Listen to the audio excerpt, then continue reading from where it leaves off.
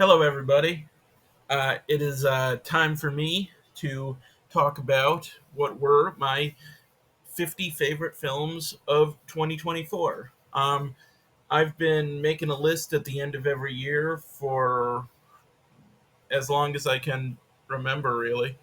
Um, and I typically wait until the week of the Oscars to to finalize it, just because that gives me more time to see movies that were in limited release, or that I had to catch up on.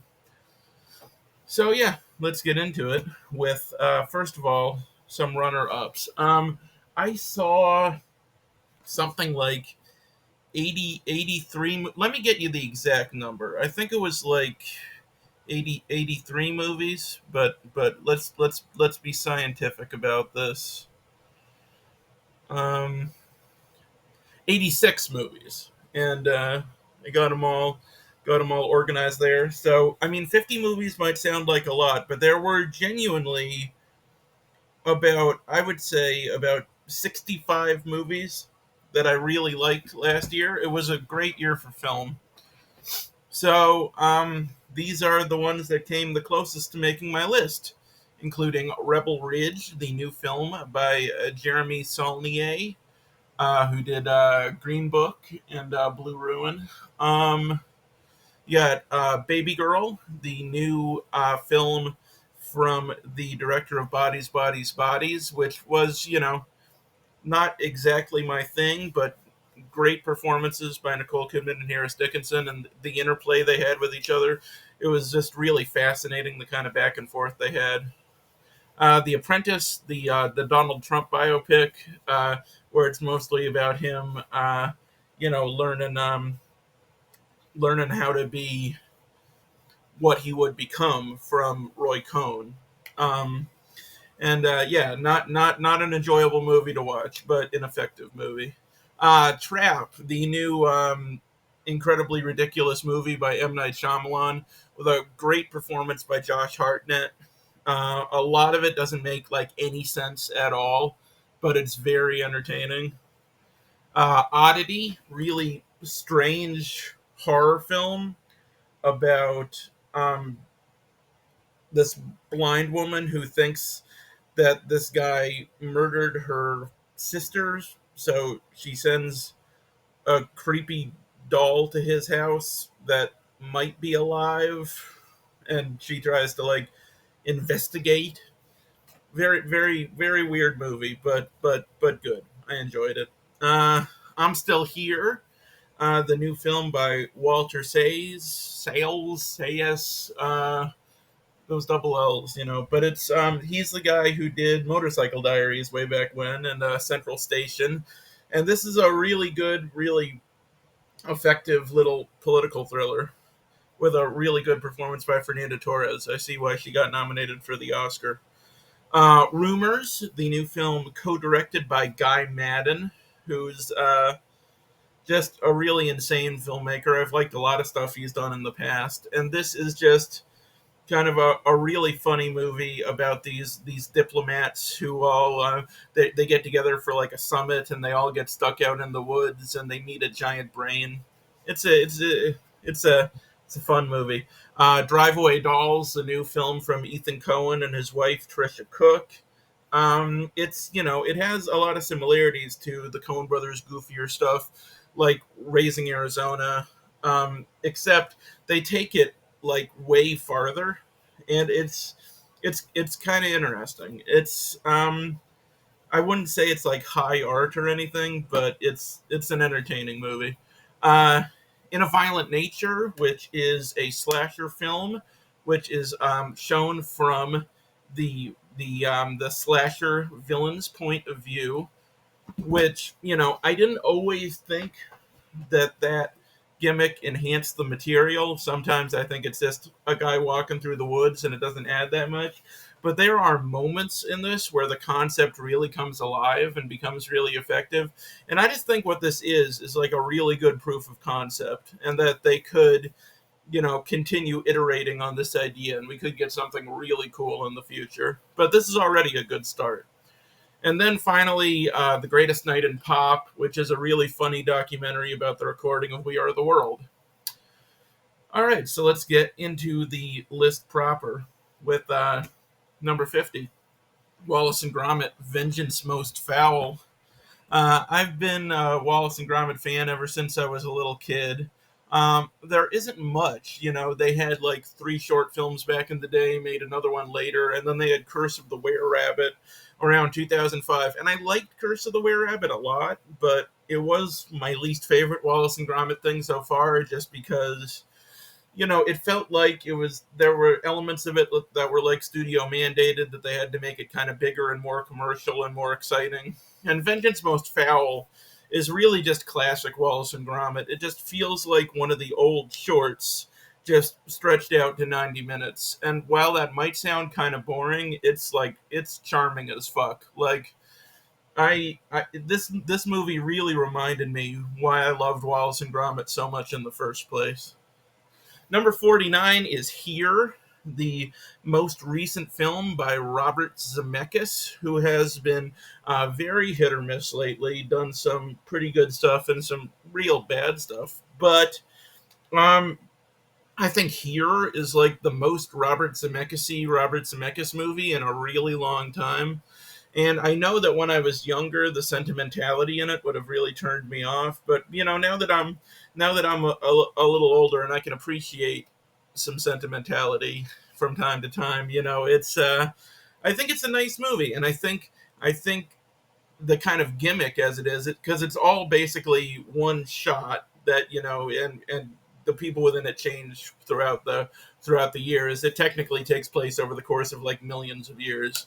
Um, but I think it works. It wasn't distracting for me at all after a while, and the performances in here are pretty strong, especially Paul Bettany playing Tom Hanks's dad. Really enjoyed his performance. So yeah, not a perfect film, but very enjoyable one in my opinion. Number 48 is Nickel Boys. This is a really good movie, but I was expecting it to be higher on my list based on everything I'd heard. And I think there's a little bit of a disconnect for me because I read the true story of what happened to these kids like years ago. And it was so horrifying, and it really impacted me. It was really hard to read about. And this film, it's presented with a kind of gentleness. They kind of want to keep you away from a lot of the real horror that was going on and just kind of imply things. And it's a beautiful movie with great cinematography, but kind of what makes the movie really distinctive is that it's shot literally from the POV of these two characters. It's shot literally through their eyes. So basically what that means is it'll alternate between their points of view, and so when a scene is from one of their points of view, they can't be in the scene. So it just turns into a vocal performance. So I think weirdly, it kind of distanced me from the characters a little bit.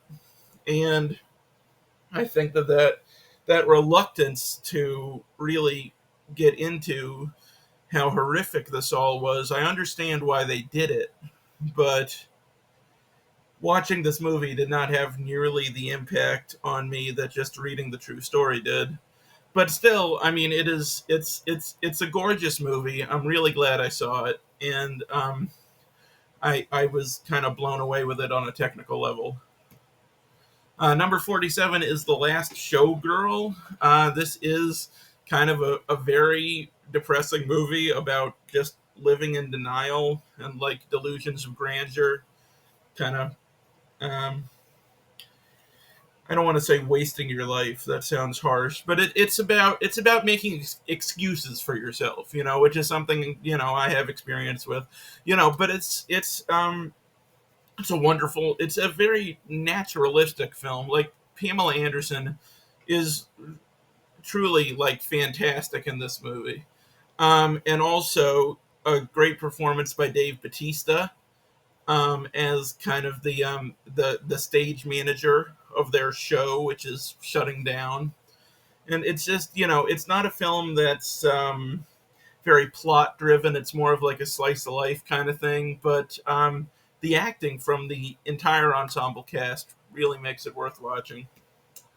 Number 46 is Sasquatch Sunset. This is a film where a bunch of actors, including Jesse Eisenberg and Riley Keough, put on full body um, Bigfoot suits and just play some Bigfoots hanging out in the woods, doing Bigfoot things, hanging out with animals. And it's a beautifully shot film. The score in it is really wonderful. Um, it's very funny and kind of perverse at times, but it does have some moments of like real genuine tragedy to it as well. I was surprised by how emotional it made me feel at times. You know, a lot of the movies on this list, in a way, are like gimmicks.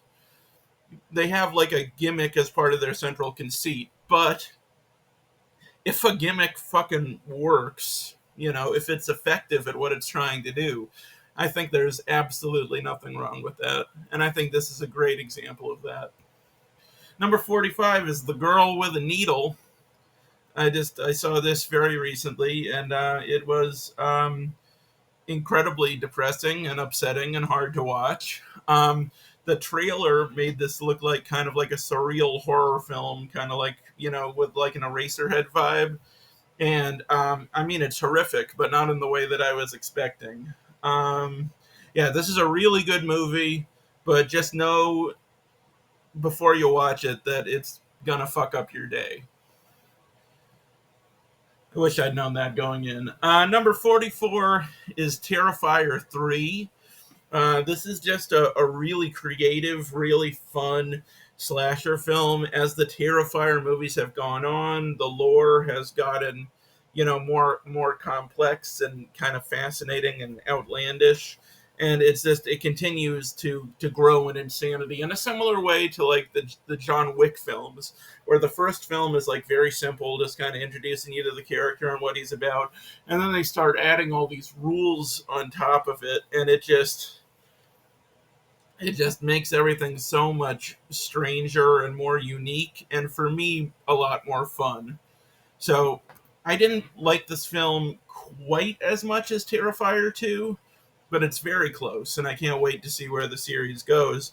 Number 43 is Monkey Man. This is the directorial debut of Dev Patel, who I didn't know he had this in him, and I think that's part of why the film works, because I never thought of Dev Patel as like an especially threatening kind of person, but he goes like all out in this movie as a performer, as a director. He gave so much of himself to this, and you can tell how much work it was to pull this shit off. And it's just a very impressive action movie that has some real it's got some meat on its bones. It's got like some real powerful social commentary in there and stuff, and it's got a lot to say, but you can also just turn off your brain and just be kind of blown away by these very elaborate action scenes too.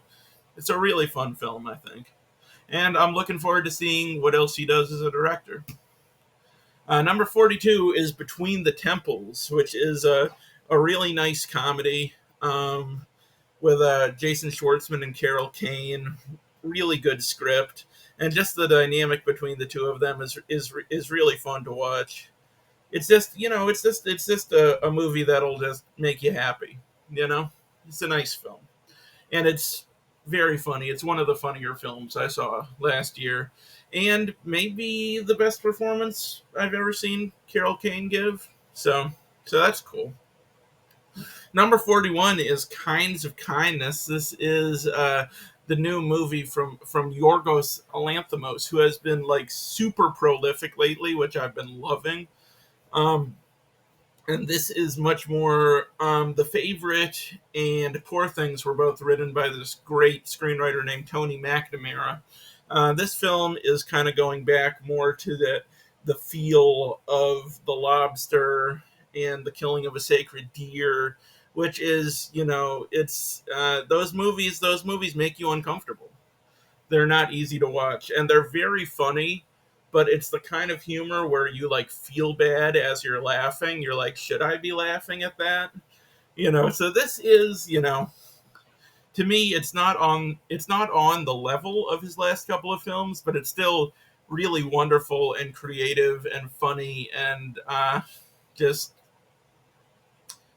I don't know, it makes you cringe. It's kind of hard to look at sometimes, but it's worth it. Number 40 is the 4:30 movie. I haven't seen this on anybody else's list, and I don't know. I mean, maybe I'm kind of a Kevin Smith apologist in a way, but I enjoy his movies, and I enjoy where he is now in his career and in his brain. I think he's figured some stuff out, and he doesn't make perfect films, but he makes films that feel, very, very personal and very honest. And this is kind of like that. It's just a nice movie that I enjoyed watching, and I wasn't expecting him to be kind of mining his past as much as he did, and kind of talking about like why he fell in love with movies in the first place. I thought it was a nice film. Number 39 is Hitman, which is the most recent film by Richard Linklater. He has two movies coming out this year, I think. But um, yeah, Hitman, it stars Glenn Powell. It was co-written by him and Linklater too. And I wasn't like totally sold on Glenn Powell before this, because I wasn't huge into Top Gun Maverick, and I didn't see Twisters, and but this is the film that convinced me that he has like genuine star power and is like a really charismatic guy, because his performance in this movie is wonderful. Because like the conceit of it is that he has to get people to confess things. He like wears a wire, and he takes on all these different personas and basically gets people to confess that they want to hire a hitman to kill somebody, and then once they get these confessions on tape, the police can come in and arrest them. But anyway, this lady wants him to kill her husband, and they fall in love, of course. And it's just a really fun, lighthearted movie, you know which, it has a lot of murder in it for like a lighthearted romantic comedy, but it works. They walk that line really well. Number 38 is Night Bitch, which is a movie about a mother living in suburbia, kind of an unhappy marriage, and she slowly begins to turn into a dog. Um, and that sounds like way zanier than the film actually is. Like there is some crazy shit in this movie, but for the most part, it's just a film about motherhood, and it's a film about getting older and feeling kind of unfulfilled, and just wanting something to like shake up your life, shake up your routine. And Amy Adams just committed to this role so hard, and I think it's one of her better performances. So once again, I've said this before lots of times, not a perfect movie, but it's really got a lot going for it, and most notably that central Amy Adams performance. Number 37 is A Real Pain, which is new film written, directed by, and starring Jesse Eisenberg. And Kieran Culkin is getting, a lot of the credit for this, and his performance is wonderful. But I think Jesse Eisenberg's performance is just as good. I think they play off each other so well. They have a great dynamic together. They really do kind of seem like brothers. And the movie is really, really well written. It's a wonderful script, and it's just, it's not a movie where there's a ton going on, but it's about those interpersonal relationships and those characters playing off each other. And I think it's a very enjoyable movie. Number 36 is Dee Dee, which is a really great coming of age movie. And it's also like kind of a 90s time capsule, which is fun for, old people like me who grew up in the 90s. Yeah, a great performance by Joan Chen as his mother. and just a really wonderful script as well, and just such a likable, fun movie with some really powerful emotional beats in it too. Number 35 is Spaceman, which is a film I could barely watch because I do not like spiders. And the bulk of this movie is Adam Sandler just talking to a giant space spider, voiced by Paul Dano. Um, so you get a lot of close-ups of just this fucking giant spider's face, and it was hard for me to look at. But once I got past that, I think this is a really nice, really interesting movie. Really good performance by Adam Sandler, and some of the writing is like a little ponderous and stuff, but there is a lot of this movie that I think is genuinely gorgeous, and the way it wraps up is very satisfying. I think just a solid movie all around. Number 34 is Strange Darling, and this is a film that just really shows off the skill of its director, because, like, if this movie was told in a straightforward way, it would be like a fun little thriller, kind of. But the way they structure it, and the way they slowly dole out information, makes it so much more compelling than it would otherwise be. And the performances in it are fantastic. The two lead performances, especially this actress here, and I can't remember her name, which I feel bad about. But yeah, just a really fun, inventive little movie. Number 33 is Will and Harper, which is um, a road trip movie where Will Ferrell over there goes around the country with his friend Harper, who has recently transitioned into being a woman, and she's kind of been afraid to go out in the world as herself, and so he kind of takes her around and tries to kind of experience the world through like her eyes a little bit. And it's just a really nice film. It's just their their friendship is really genuine. You can tell they really care about each other, and it's just a movie that makes you happy. And Kristen Stewart's no, Kristen Wiig. What the fuck am I talking about? There are too many. Kristen Wiig's song. They have Kristen Wiig write their theme song for some reason, and it's a nice theme song. It should have gotten nominated for an Oscar. I don't know. Hard Truths. This is the new film from Mike Lee, who's a director I'm just getting into now. I ignored Mike Lee's movies for a long time because I thought they would be kind of boring to me, but so far so good. I'm really digging him. I think he's a fantastic writer, and he gets great performances out of great actors. And Marianne Jean Baptiste is just unbelievable in this movie as just this woman who's like incredibly angry, like to the point of just it being hilarious at first, because she just goes off on these just really unhinged rants that just make no sense at all, and you're like, how is her brain even coming up with this stuff? But then in the second half of the film, it becomes about, why is she that way? What is she dealing with internally? What is she dealing with in her past that has turned her into this? And it turns into, it goes from being like a really funny movie to like a pretty emotionally powerful movie at that point. And it's just a cool film with really naturalistic, strong performances. Um, Deadpool and Wolverine, number 31. This is the only Marvel movie we got last year, which was nice. It was nice to have a little breather.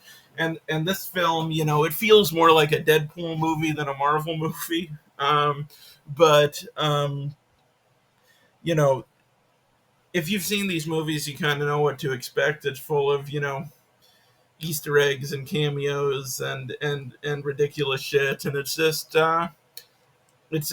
entertaining.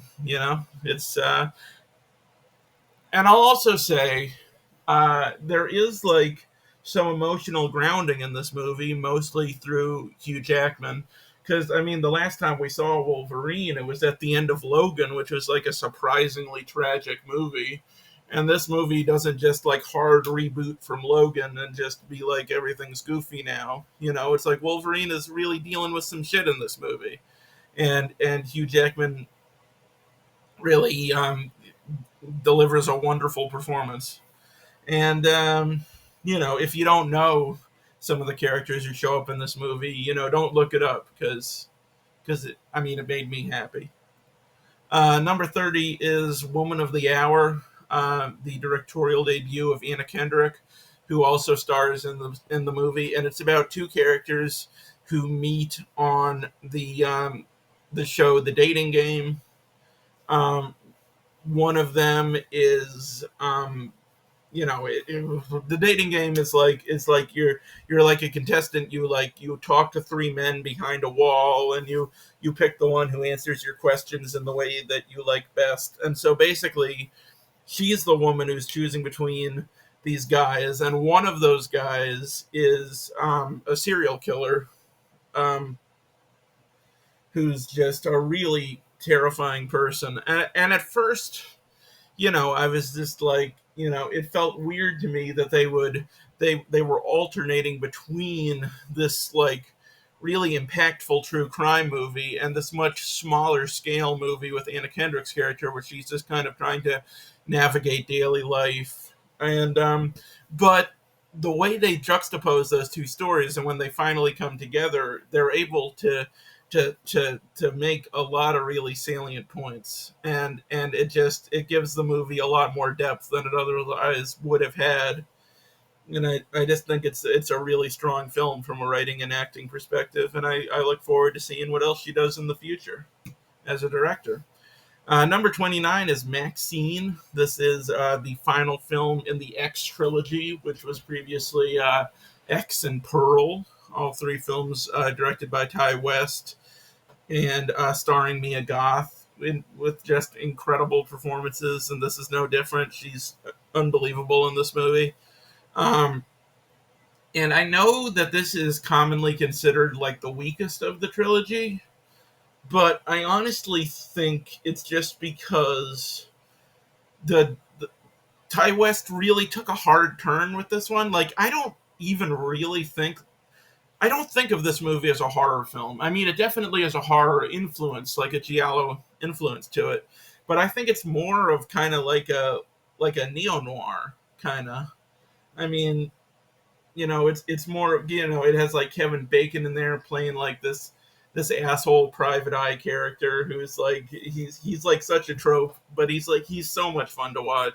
And you know, it's just about Maxine, you know, having to be tough to like survive in this industry and survive in this city, and this, you know, this killer's going around, you know, hurting women, and you know, there's kind of this murder mystery thing going on too. And I just think it's a really fun film. You know, Pearl is my personal favorite of the trilogy, and this doesn't reach the heights of that movie, but I think it's a blast regardless.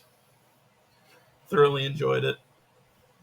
All right, number 28 is Your Monster, which is a film I had pretty low expectations for.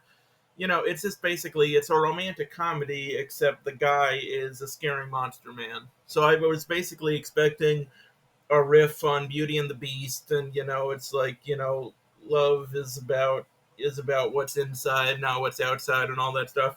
And I was very surprised by this movie. I think it's very insightful, very emotional. Melissa Barrera delivers like a really empathetic performance, and you know, I just think it's a very intelligently written film that will kind of defy your expectations.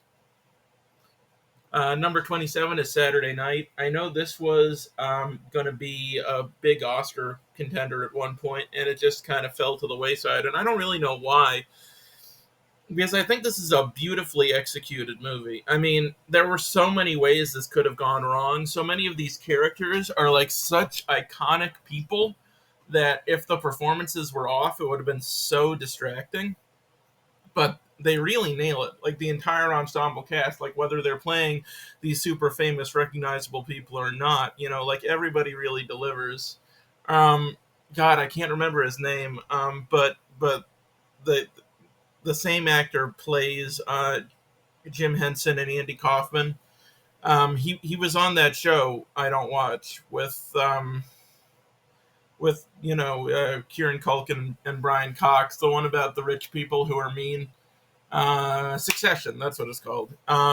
Yeah, he was great. I mean, the script is very very well done. It's by written and directed by Jason Reitman, Ivan Reitman's son. So it feels like he was the right person to take that on. And it's just a very kinetic movie. It's like a lot of these long takes with a lot of a lot of movement, and it's just a very enjoyable movie. I liked it a lot.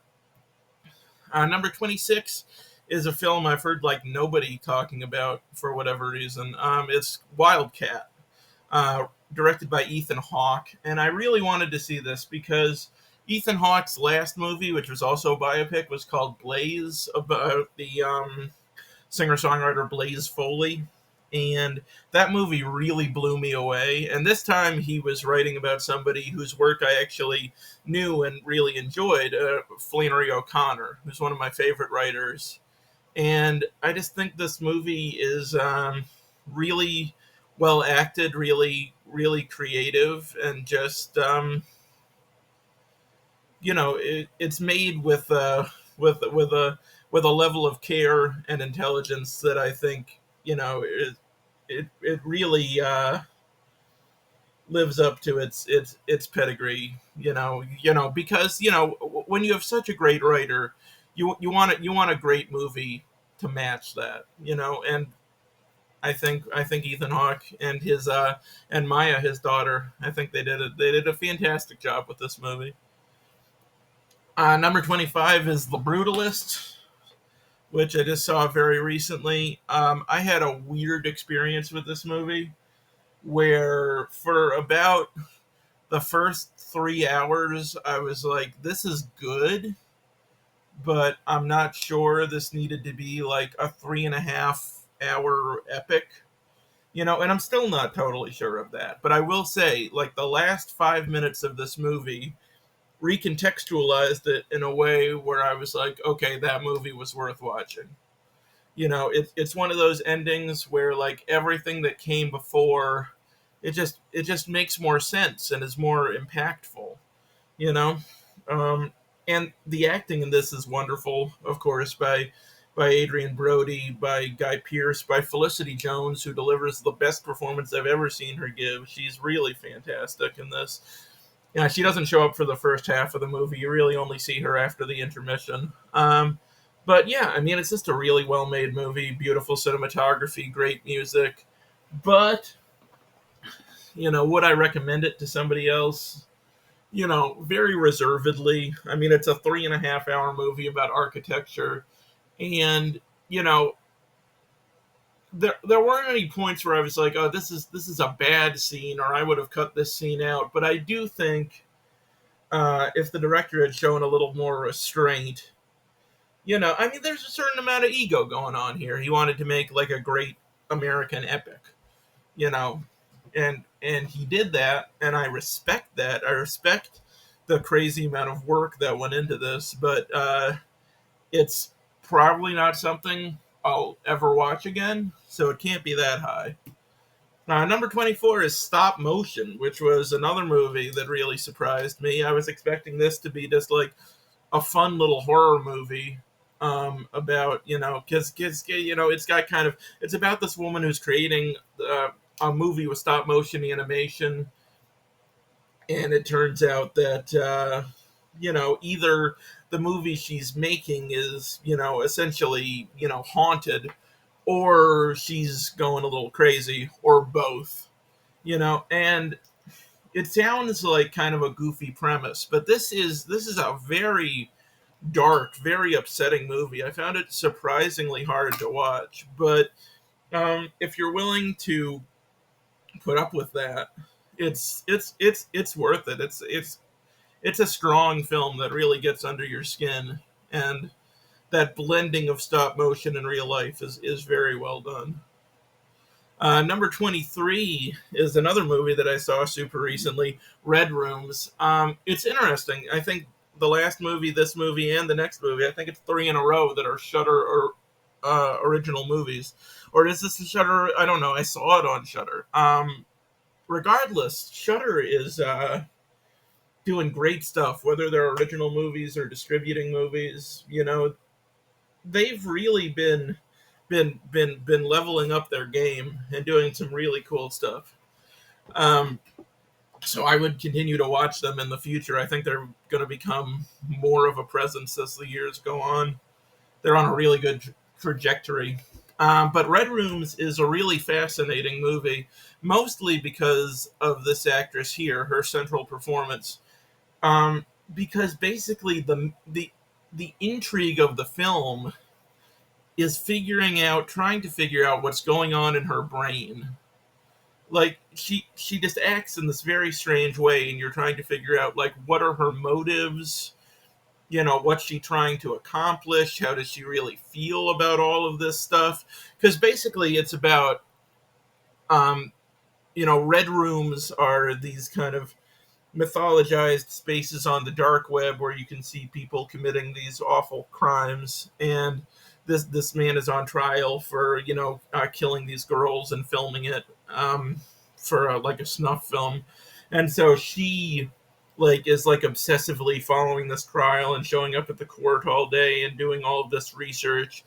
And you begin to think, it's like, is she does she hate this guy? Does she relate to this guy? Is she involved somehow? It's just she really keeps you guessing, and it's a wonderful central performance, and it elevates the film so much. I really I really dug it. Number 22 is Daddy's Head, which is one of the stranger horror films I saw last year, but a really cool movie. I mean, a recurring fear that I have is that I'm gonna look across my room in the middle of the night and you're just gonna see like kind of like a faint shape across the way, and you're gonna be like, your eyes are gonna be like adjusting to the dark. You're gonna be like, what is that over there? Is that alive? Is that just like a desk or a chair, or is that a murder man? And this movie is basically that for 90 minutes. It's basically just like it's really unnerving. It's about a kid who his dad supposedly dies and his family is trying to move on from this, but the dad's head may or may not be just like wandering around like that creepy head spider from The Thing, and it just escalates from there. It's a fun movie. Number 21 is Love Lies Bleeding, which I think is one of the more original films I saw last year. Um, it's basically about the relationship between these two, and how Katie O'Brien's character kind of gets more and more involved in these like criminal activities, and Kristen Stewart's dad is like this really bad guy, and it's just basically a situation that keeps compounding and complicating and getting worse and worse and worse, and it's a very stressful movie, but the performances in it are wonderful, and it's just shot super well by Rose Glass. I'm really excited to see what she does next. Number 20 is Inside Out 2. Now, Inside Out, the first one, is one of my all-time favorite movies. That movie absolutely blew me away. And this movie, though it's number 20, I obviously didn't love it as much. It is shockingly close to the level of the first film. I will say that. Uh, it didn't hit my emotions quite as hard, but it's still wonderfully written and performed, and very insightful, and I as a fan I was very concerned because my expectations were so high, but they pulled it off and expanded the universe of the film in a very natural and enjoyable way. So I mean, at this point, I would watch Inside Out 3, Inside Out 4. They could keep doing it like those 7 Up movies, just keep coming back to Riley throughout her life and showing what's going on in her brain at these different times. I'd be totally on board for that. Number 19 is A Complete Unknown, the new Bob Dylan biopic starring Timothy Chalamet. I'm usually not a big biopic guy, but I think this movie is a little different. I think it's very well written. It's not, so deadly serious. There's a little bit of irreverence and humor there, and I think it's a film that there's a ton of respect for Dylan and what he accomplished, but it's also very honest about him and how he could be kind of hard to like a lot of the time. Not the nicest person, and a person who, for a lack of a better term, kind of enjoyed trolling people, you know. Um, but Chalamet is fantastic as Dylan. He really threw himself into it very admirably. Uh, Melissa Barbaro, right? That's her name, Melissa. Yeah, she's wonderful as Joan Baez. Edward Norton is the highlight of the whole movie for me as Pete Seeger. He's just like the the squarest, cheesiest man in the world, and I was just smiling every time he was on screen. So, yeah, I would say if you've been burned out on kind of the standard biopic, like that Bohemian Rhapsody style biopic, I would say give this one a try because it is it's got a little more to it. Number 18 is Civil War, the most recent film by Alex Garland, who's one of my favorite writer directors. And this movie is very upsetting, very hard to watch at times, but very powerful. And, at the time, I think people were thrown off because, they were saying it was like apolitical and stuff, that it was, a little timid about this stuff. And I disagree with that. I think it said what it needed to say in a very straightforward and impactful way. But it just did it in a very naturalistic way where people aren't standing around just giving exposition all the time. Like there's a lot of stuff that's implied about this world and how it's gotten so bad, you know. But yeah, the performances in here are are really strong, especially by Kaylee Spaney, and an absolutely incredible scene with Jesse Plemons, which is one of my favorite scenes in any movie last year. Yeah, good stuff. Number 17 is Sing Sing, which is a movie that got like bafflingly snubbed by the Oscars. I remember when I walked out of Sing Sing, I was like, because the buzz at the time was, oh, everybody loves this movie, this might win Best Picture. And I remember walking out and thinking, if that won Best Picture, I would be satisfied. I think it's that good. The ensemble cast is fantastic, especially Coleman Domingo and Clarence Macklin, who, I think Clarence Macklin's snub in supporting actor is really egregious. But this is a movie that it could have been really corny, but it's told with such authenticity, and a lot of the people in this movie are basically playing themselves. Um, I mean, Clarence Macklin is really a guy named Clarence Macklin who, he's spent a lot of time in jail. Clarence Macklin is his name in the movie, right? Am I fucking everything up? Regardless, they are playing themselves, to an extent, and definitely drawing on real life experiences. And Coleman Domingo, as the most experienced actor in the group, is kind of leading this ensemble and delivering this really powerful performance. Beautifully written movie. Yeah, yeah, really enjoyed it. Number 16 is The Bike Riders, which is one of the more surprising movies on this list. I wasn't even sure I wanted to see this because it looked really kind of macho, and goofy to just like Austin Butler, like lounging around being like the coolest man in the world, you know. And I was just like, I don't know if some movie about how bikers are super cool is like what I'm in the mood for right now. But it's surprisingly goofy as a movie. I mean, I basically consider this, kind of a dark comedy, because it's not about like lionizing these people. It's about the good and the bad of that lifestyle and how there is some authenticity there, but there's also some posing, and that these people, they don't hide from the fact that Austin Butler is a guy who like saw Brando in a movie once and was just like, that's how you be cool, I'm gonna do that. That's largely what the movie is about. And I was really pleasantly surprised by that, and just wonderful performances by these three, by Jodie Comer, Austin Butler, and Tom Hardy. Pretty wonderful movie. Number 15 is Nosferatu, the new film by Robert Eggers. I hold Robert Eggers to like a super high standard, and this totally reached it for me. He's obviously remaking one of the great horror films. I'm not watching silent movies all the time, but Nosferatu still has a lot of power, and that Max Schreck performance is still like one of the best performances in any movie. Um, and I don't know if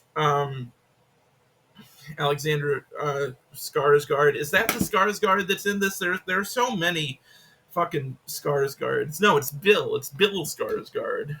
Why are there so many Skarsgårds?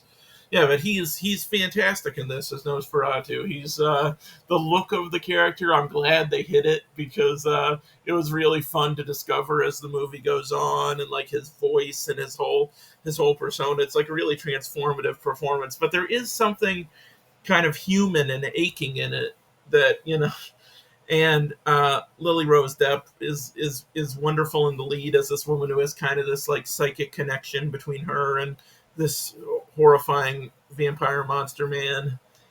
Really fan- fantastic performances by Nicholas Hoult and Willem Dafoe.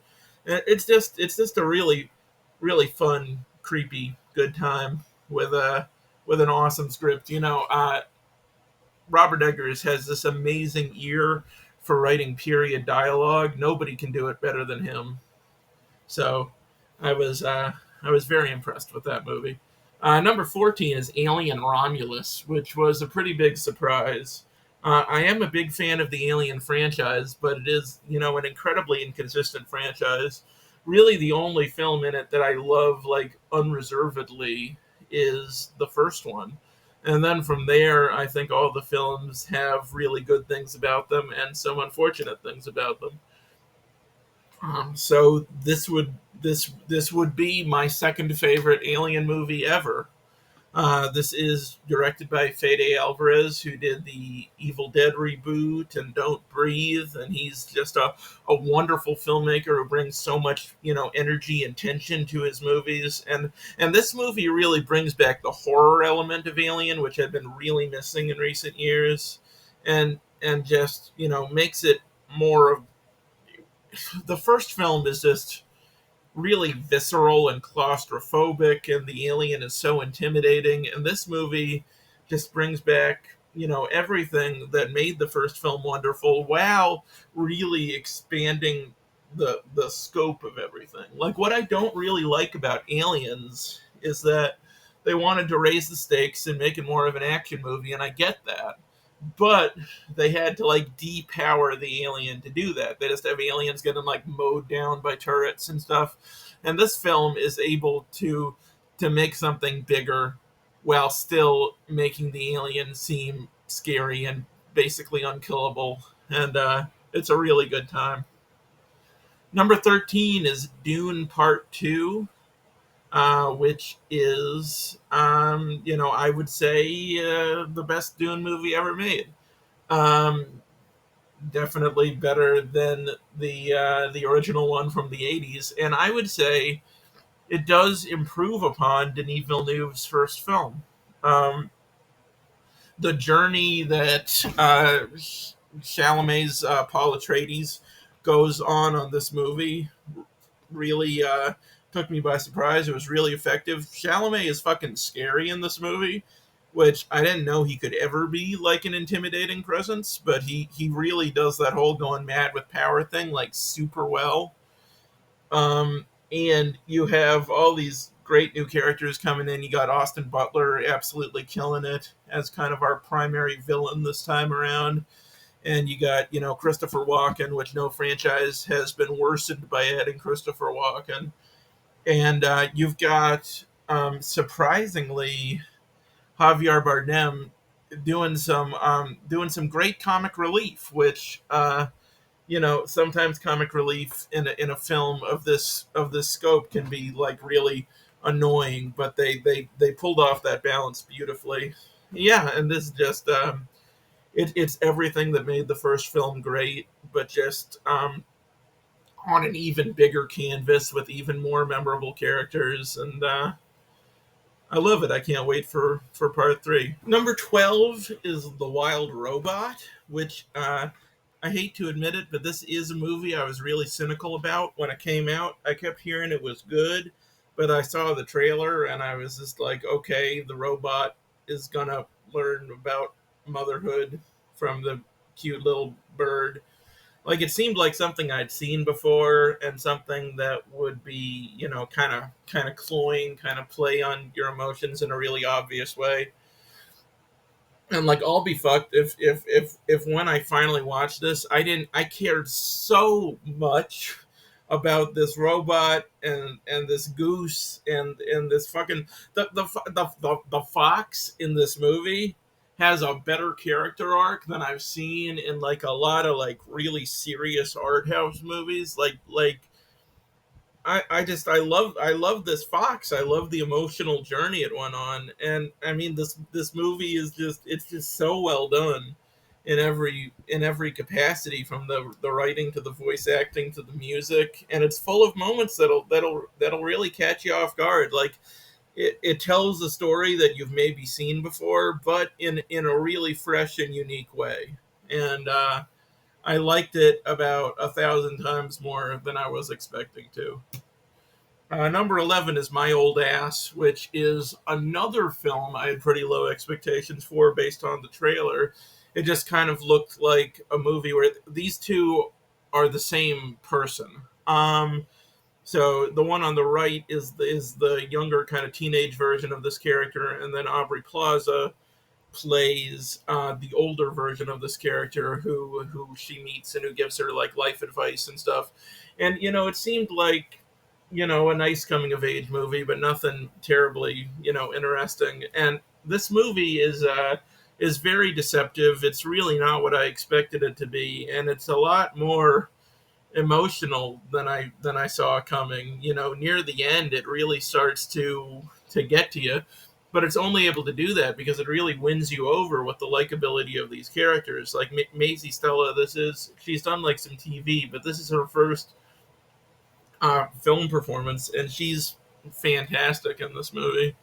And yeah, just I was not expecting a film, you know, with this kind of fun sci-fi gimmick to it to hit as hard as it did. It's a cool movie.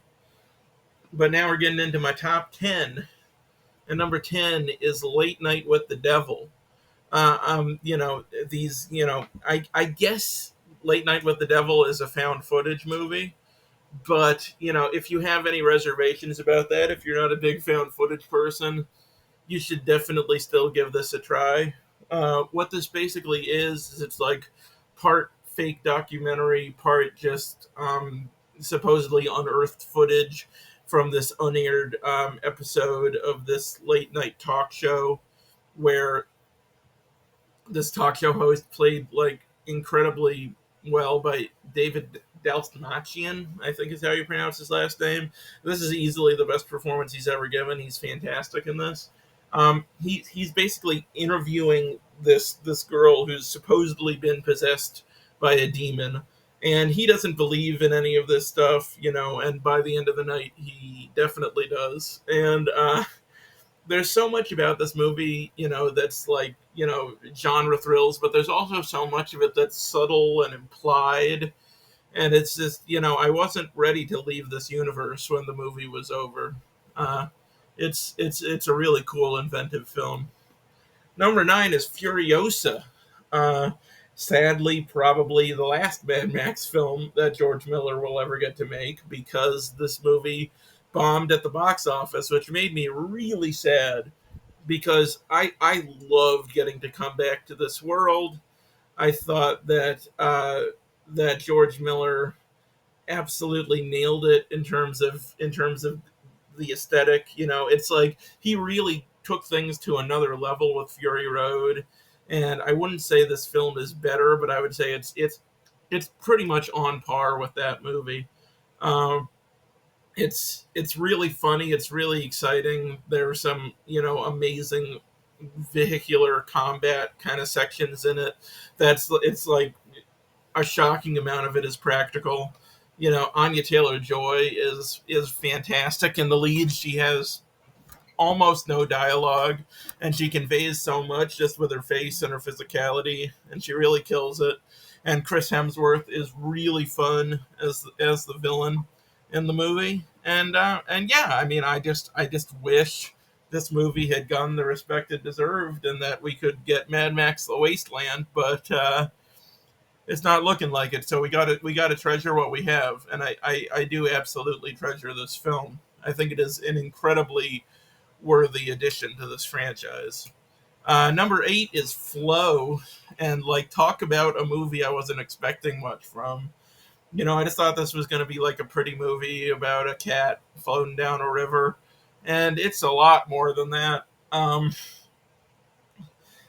This movie is very different than The Wild Robot in the way it handles its animal characters, because the animal characters in The Wild Robot, they're kind of just like little people. Like, the robot has a chip where it can understand animal language, and so you can basically talk to these animals like they're just any other human character.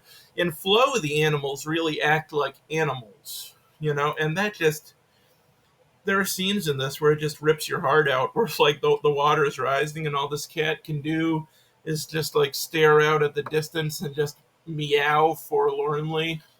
Your heart really goes out to animals, especially non-anthropomorphized, kind of, non in animals like this, that are just so naturalistically presented, because I mean, I at least think of cute little animals as being something you need to protect. You know, so they don't. They're not fit to just domesticated animals to like navigate the world on their own. They need your help and your guidance. And so at times this film was kind of hard to watch, but it was a very emotional experience. And what I love about it is that there's so much lore going on. Like, there's so much implied stuff around the periphery, but they just treat you like you're one of these animals. You're just dropped in the middle of the situation, and the animals do what they have to do to survive. And you don't get any exposition for why the world is the way it is, why you're seeing the things you're seeing. Even, is this Earth? Are there still humans? Were there ever humans? And it's the film is just content to just drop you in this environment and just let you watch. And I think that's a really fascinating way to do world building, and I just really loved it. Like, there's all this stuff about, these just seem like normal animals, but there are these little moments where you begin to doubt it, where it's just like maybe they're a little more aware than we think they are. Like, maybe they're a little better at using tools than we would expect, and maybe they have a little bit more critical thinking skills than we would imagine. It's the kind of movie where it's like when the cat first gets in the boat, this boat just like floats on by, and this cute little capybara is sitting in there, and the cat jumps in, and so in the moment you're just like, oh, this cute capybara floating by on a boat, that's nice. And then your brain starts going and you're like, did the capybara drive that boat here? You know? And if there are all these little moments like that through the film where you're like, okay, what's going on with this world and these creatures, and you have to develop your own head canon. You have to decide what's going on in this world and why it is the way it is. And I found that really refreshing. And it's just a beautiful looking movie, gorgeous music, fantastic animation. Huge fan. Number 7 is Long Legs, which was just a wonderful theater experience. And part of that was the lead up to it, this just amazing marketing campaign they ran. And even then, even when you see the movie, they hold back Nicolas Cage for like as long as they can and really just build it and build it. And really, I mean, not to spoil anything, but Micah Monroe and Nicolas Cage, they really only get one really substantive scene together, and it's like really worth the wait. It's like the buildup in this is so skillfully done and so unnerving, and Micah Monroe is incredible in this. I think her performance was kind of undervalued because Nicolas Cage delivers this, incredibly showy and impressive, transformative performance. But Micah Monroe, it's kind of similar to Red Rooms in that there's something about her character that's just off, and the whole time you're like trying to get into her brain and be like, what's she thinking, what's she feeling. It's she could have just done a standard, like a tried to do like a Clarice Starling in Silence of the Lambs, just like a strong woman who's like good at shooting people and stuff, but she brings so much complexity to it. And just the interplay between the two of them. Like even Nicolas Cage, he doesn't have a ton of screen time in this movie, but you feel the presence of that character in every moment of the film. He just like haunts the movie, and it's a really cool, creepy experience. It's very unique. And speaking of very unique, number 6 is I Saw the TV Glow, which is one of the most original films I saw last year. There really is no other movie like this. Um, it was marketed as kind of a horror film, but it's really not. I mean, there are horror elements in it, but I would say it's kind of more of like a coming of age story, and there is like a mystery component to it as well. But if there is really horror in this film, I think it's about the horror of aging and the horror of losing childlike innocence and learning how the world really works. And it's just a powerful movie with some great performances, great script, really cool score by Alex G, with some a great soundtrack with all kinds of great artists they brought in, and just such a unique and powerful movie. Number 5 is Cuckoo, which is just one of the most fun movies I saw last year. Just fantastic performances by Hunter Schafer and Dan Stevens, and this movie is so mysterious. It just keeps you guessing, and when you get the answers, they're insane, but they're also very satisfying. And yeah, I mean, I don't even have too much to say about this one. I think it's just a blast. I think it's one of the most purely entertaining films I saw last year, and I think it's beautifully done. Number 4 is Heretic, which is yet another A24 movie. The last one was A24 too. A24 has a bunch of movies on this list. I am a fan. But Heretic is one of my favorite A24 movies ever. I think this is just an absolutely fantastic script. I think the performance by Hugh Grant is just brilliant. Uh, the performances by the two female leads are excellent, and the film is just you know it's marketed as a more kind of straightforward horror experience. Like if you went into this knowing like, okay, about half of this movie, if not more, is just going to be these three characters having a philosophical discussion about faith. you would probably be like, I don't know about that. That doesn't sound very fun. But it is. It's like, it's gripping just because the acting is so good and the writing is so sharp. It's an awesome movie.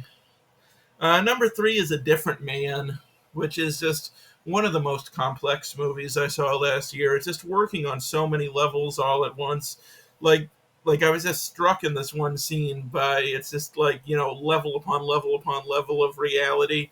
It's hard to explain without spoiling things, but such a cool, creative, beautifully written and performed movie, and really funny too. I going into it, I wasn't really expecting it to be a comedy, but it absolutely is in a very kind of in a very dark way. But there is like a satirical element to it, which it really hits home. It's a wonderful film that I'm not gonna over explain.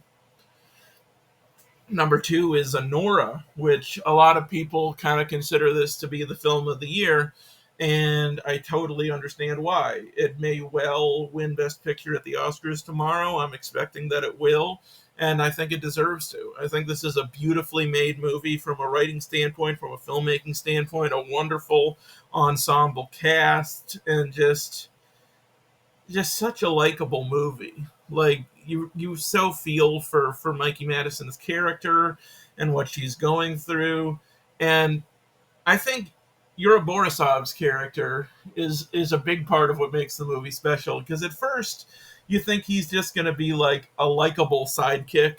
It's just like one of these memorable characters who just comes into a movie for a while and like plays a small part and is like a fan favorite. And as the movie goes on, it becomes clear like how important this character is going to be, and it was almost like a relief for me that it was just like, you know oh cool, this side character I loved is like becoming a main character. That's fantastic. you know so it's just it's a really funny movie. It's a really heartfelt movie, and I love it very much. But my number one is Madame Web. Yeah, I mean, I know we've all been waiting for a Madame Web movie, as she is one of the most beloved comic book characters of all time. And oh man, they just delivered on this.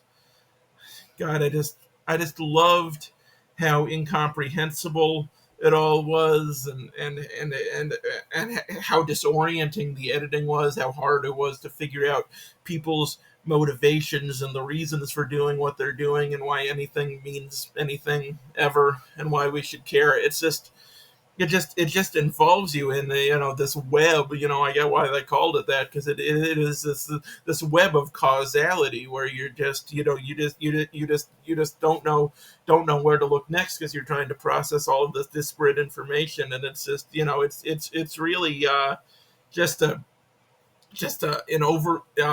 an emotional and mental overload. Number one is The Substance.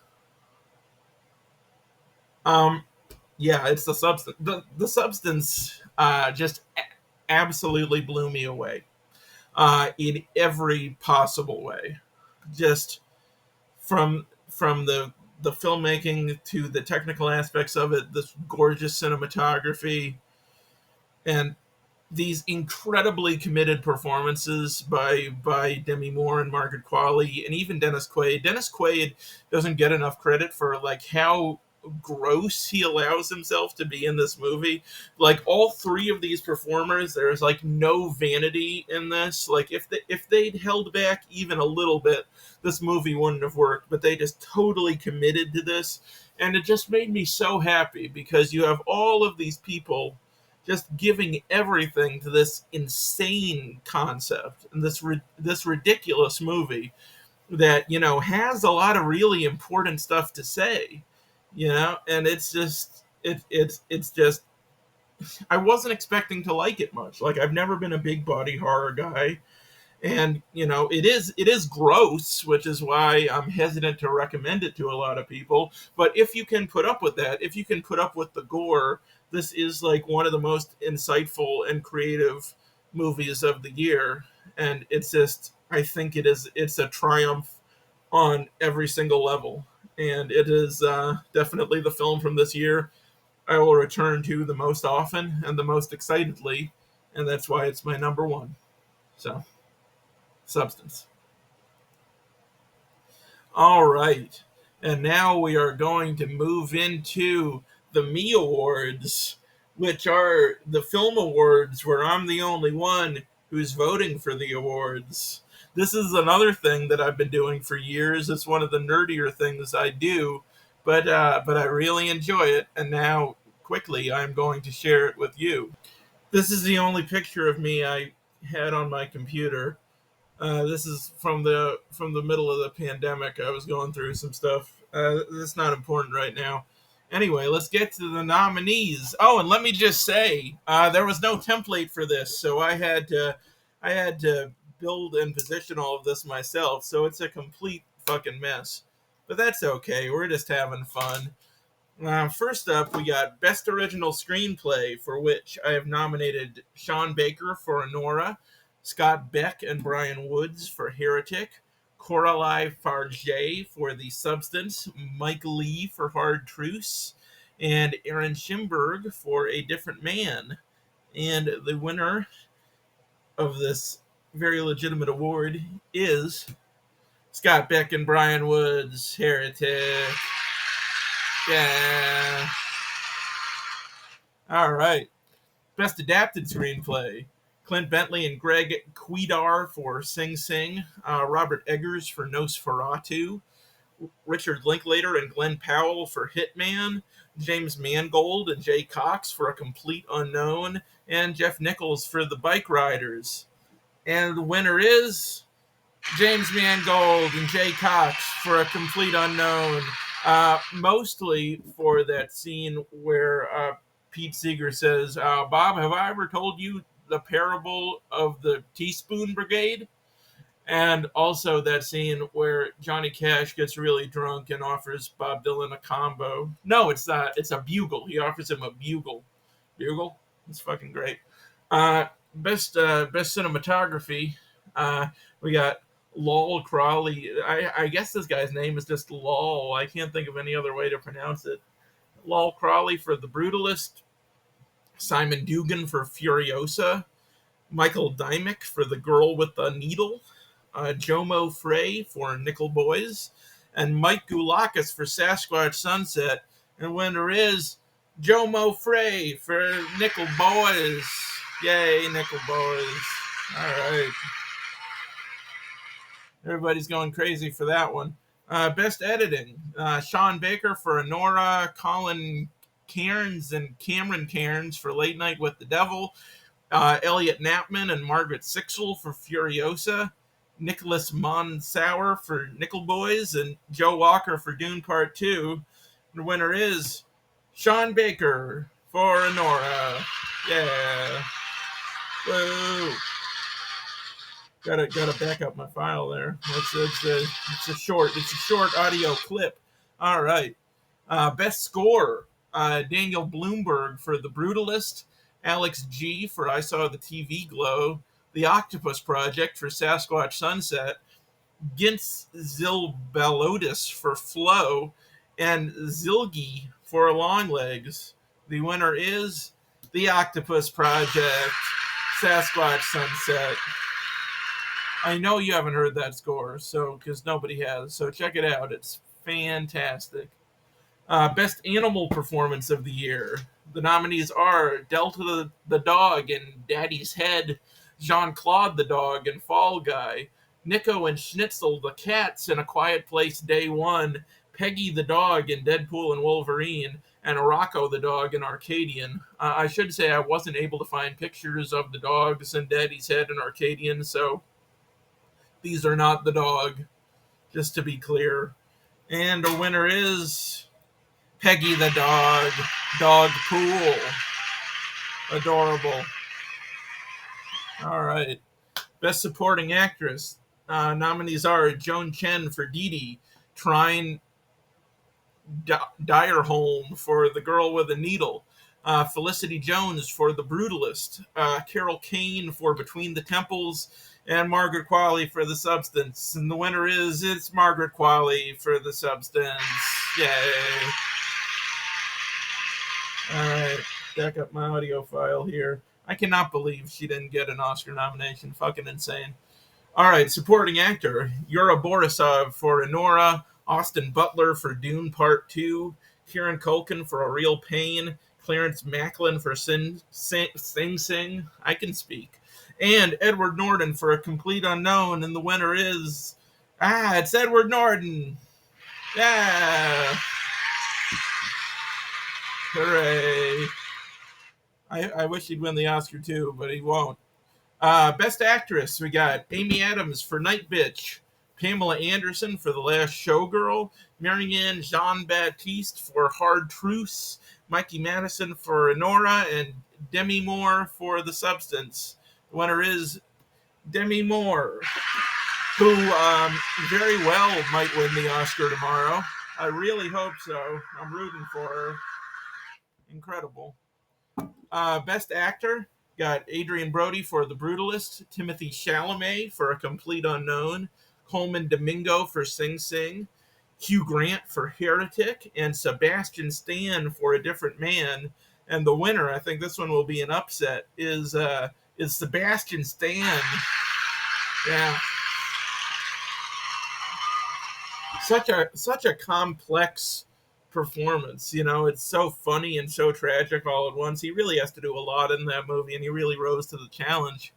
All right, so next up we got Best Director. Shut up, it's not time yet. We got Best Director, and they are Sean Baker for Enora, Coralie Farge for The Substance, George Miller for Furiosa, Dev Patel for Monkey Man, and Osgood Perkins for Longlegs. The winner is Coralie Farge.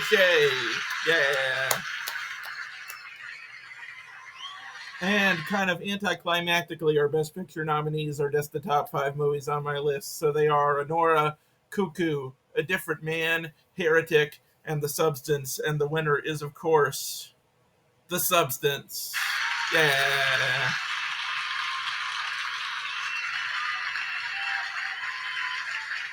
So that's 2024. What a great year for movies.